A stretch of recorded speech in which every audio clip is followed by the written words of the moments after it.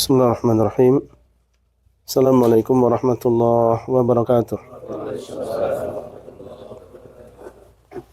Innal hamdalillah nahmaduhu wa nasta'inuhu wa nastaghfiruh wa na'udzu billahi min shururi anfusina wa min sayyiati a'malina. Man yahdihillahu fala mudilla lahu wa man yudlil fala hadiya lahu wa asyhadu an la ilaha illallah wahdahu la syarika lahu wa asyhadu anna Muhammadan 'abduhu wa rasuluhu sallallahu alaihi wa ala alihi wa sahbihi ajma'in. Alhamdulillah, segala puji hanyalah untuk Allah Rabbul Alamin, Rabb semesta alam. Dialah yang memiliki nama-nama yang husna dan sifat-sifat yang ulia, dan darinya lah semata seluruh nikmat dan juga karunia. Salawat dan salam semoga senantiasa Allah SWT limpahkan kepada Nabi kita Muhammad sallallahu alaihi wasallam, keluarga beliau, para sahabat beliau, dan orang-orang yang mengikuti mereka dengan baik sampai akhir zaman. Bapak Ibu sekalian, gimana kabarnya? Sehat semuanya ya? Sudah periksa semuanya? Sudah? Hah? Oh tidur. Sehat insyaAllah ya. Baik, Bapak Ibu sekalian, sebelum kita nanti melanjutkan kembali membaca hal yang berkaitan dengan umrah, terkait dengan masalah kesehatan, maka Islam pun tidak meninggalkan permasalahan ini. Dibahas yang masalah kesehatan di dalam agama kita. Karena memang agama kita adalah agama yang sempurna.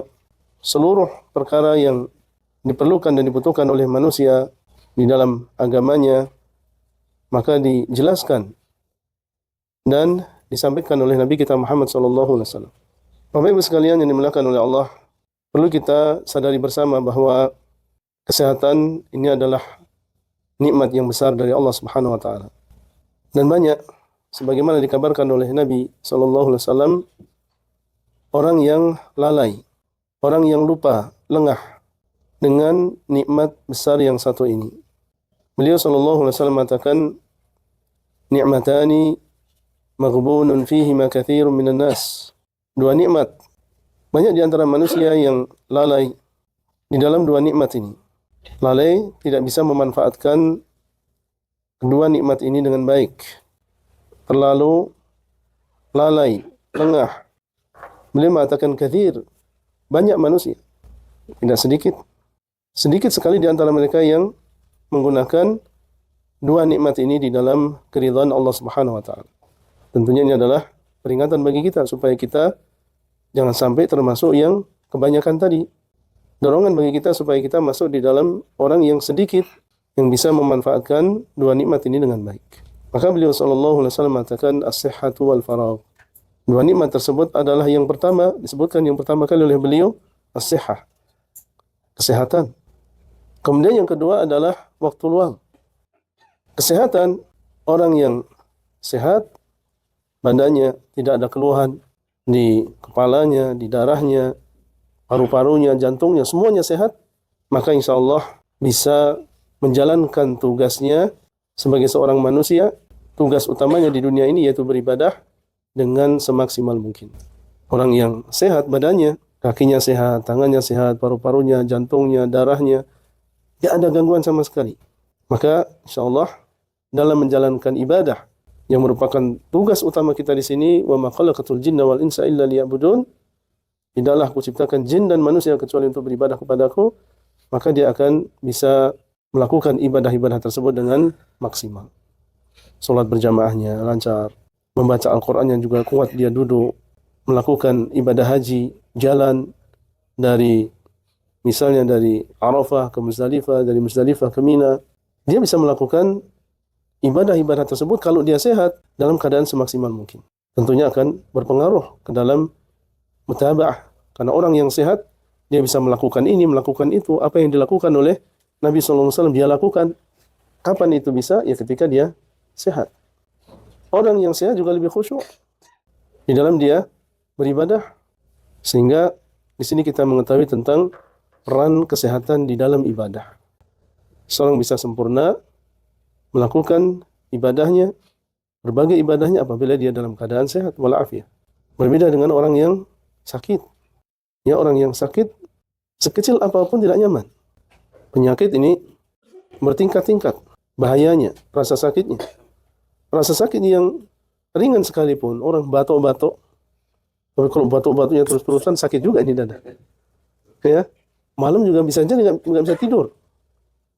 Nah, kalau nggak bisa tidur, gimana dia siangnya bisa sholat dengan baik, baca Quran dengan baik? Padahal itu cuma batuk saja. Ya, kalau dibandingkan dengan orang yang kena kanker, kena tumor, gagal ginjal dan seterusnya ringan.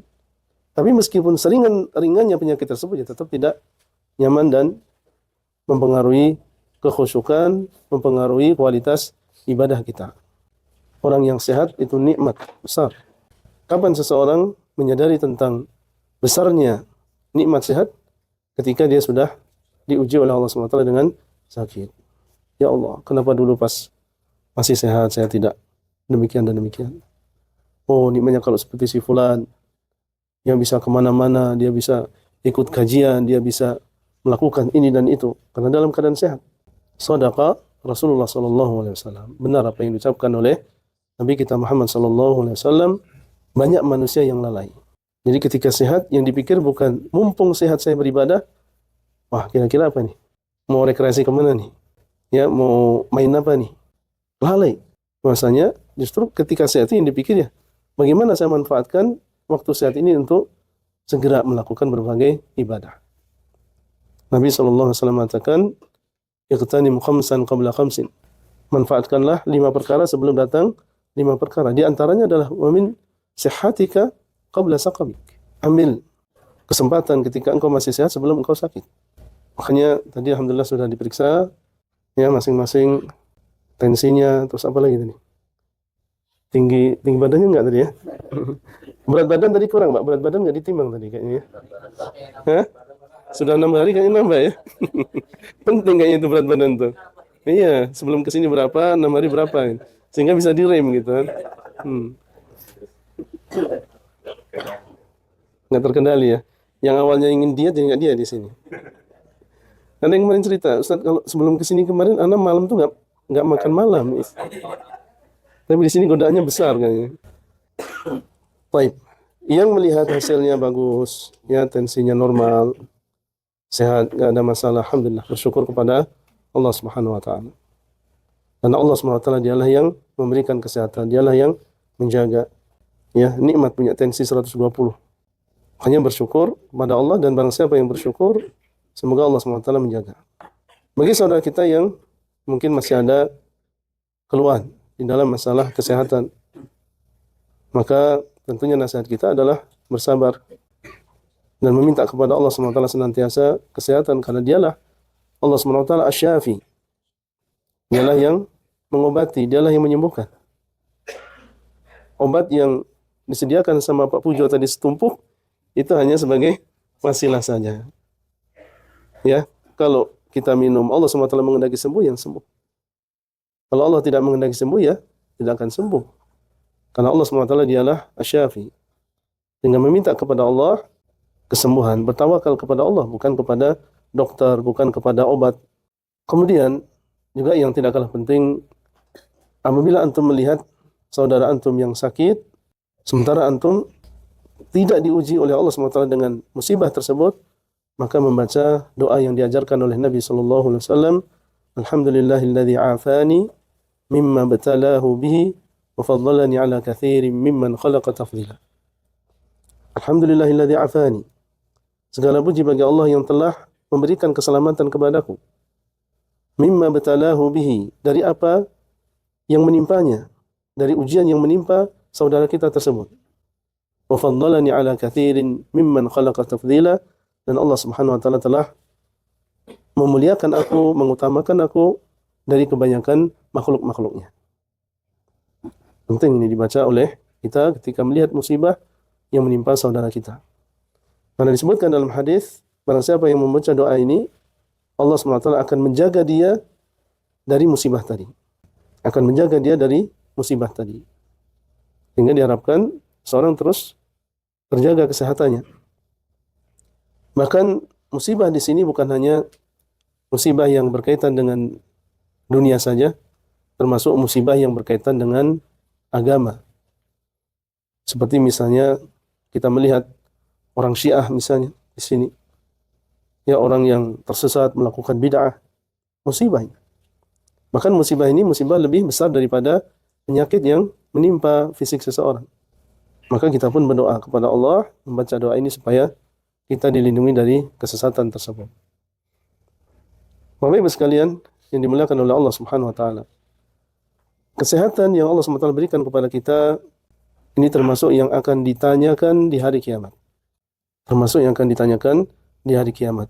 Sebutkan dalam hadis akan ditanyakan kepada kita, alam nusahih jismak. Bukankah kami telah menyehatkan dirimu? Pertanyaan yang akan ditanyakan kepada seorang hamba di hari kiamat selain umurnya, selain hartanya juga akan ditanya tentang kesehatannya. Ini kan nikmat. Digunakan dengan baik atau tidak? Nikmat sehat tersebut. Oleh karena itu, dari sini kita mengetahui pentingnya bersyukur atas nikmat kesehatan ini. Dan di antara cara untuk mensyukuri nikmat sehat adalah dengan menjaga kesehatan. Nanti insya Allah ada penjelasan dari Pak Pujo ya. Tapi saya dahului di sini. Bahkan di dalam agama Islam kita diperintahkan untuk bersyukur atas nikmat sehat dengan cara kita menjaga kesehatan kita. Jadi permasalahannya bukan hanya berkaitan dengan yang biar panjang umur dan seterusnya, tapi ini terkait dengan syukur kita kepada Allah Subhanahu wa taala. Kita diperintahkan untuk menjaga kesehatan kita masing-masing. Bagaimana cara menjaga kesehatan kita? Ya kita mengikuti aturan ajaran dari yang menciptakan kita. Karena Allah Subhanahu wa taala dialah yang menciptakan badan kita. Dan Allah Subhanahu wa taala telah memberikan panduan. Ya, Allah Subhanahu wa taala memberikan panduan. Panduannya ada dalam syariat ini.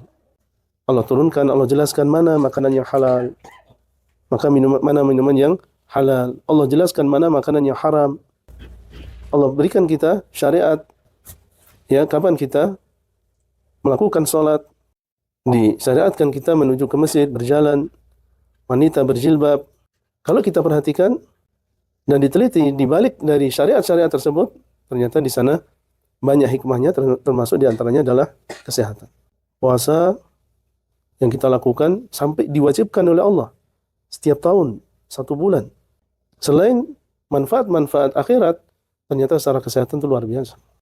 Sampai kita diwajibkan 1 bulan harus puasa. Selain itu kita tidak diwajibkan untuk berpuasa. Di dalam gerakan kita sujud, kepala sampai di bawah sehingga darah bisa mengalir, itu diteliti oleh para ilmuwan. Sampai sebagian mereka masuk Islam karena menemukan hikmahnya. Karena di sana ada satu syaraf atau yang semisalnya yang tidak akan sampai darah itu ke sana kecuali dalam keadaan seperti itu. Sehingga umat Islam sehat-sehat mereka. Kita dalam bergaul dengan istri, maka di sana ada mandi. Dan itu pengaruhnya besar juga untuk kesehatan laki-laki, untuk semangat dia, tenaga dia. Adapun di luar Islam mereka tidak kenal yang demikian. Tapi dalam agama Islam ada yang demikian. Karena memang agama ini berasal dari Allahu Rabbul Alamin. Secara umum, kalau kita mengikuti agama sehat.